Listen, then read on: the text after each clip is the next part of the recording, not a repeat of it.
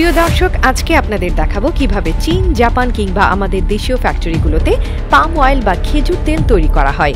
আপনি জানেন কি, আমরা প্রতিদিন যে চিপস, বিস্কুট, সাবান এমনকি প্রসাধনী ব্যবহার করি তার বেশিরভাগই এই পাম অয়েল দিয়ে তৈরি।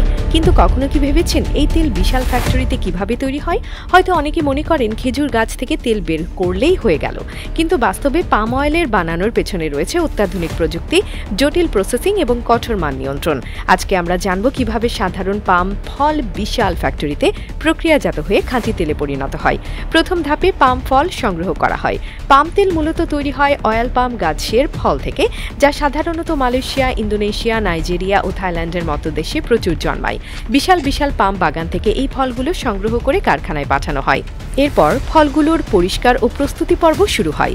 বিশাল বিশাল পানির ট্যাঙ্কে এই ফলগুলো ধোয়া হয় যাতে ময়লা ও অবাঞ্ছিত উপাদান দূর হয়ে যায়। এরপর ফলগুলো স্টিমিং বা সেদ্ধ করার ধাপে যায়। বিশাল প্রেসার কুকারে উচ্চ তাপে এই ফলগুলো সেদ্ধ করা হয় যাতে এর ভেতরে তেল সহজেই বের হয়ে আসে এবং এর আঁশ নরম হয়। পরবর্তী ধাপে তেল নিষ্কাশন করা হয়। এই ধাপে ফলগুলোর গুঁড়ো থেকে তেল বের করতে বিশাল বিশাল প্রেস মেশিন ব্যবহার করা হয়, যাকে বলা হয় এক্সপেলার প্রেসিং। এখানে ফলের আঁশ ও তেল আলাদা করা হয়।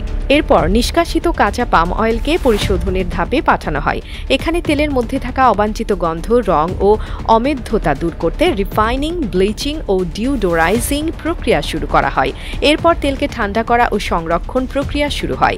বিশাল বিশাল স্টোরেজ ট্যাঙ্ক এই তেল সংরক্ষণ করা হয় যাতে এটি জমে না যায় এবং ভালোভাবে প্রক্রিয়াজাত করা যায়।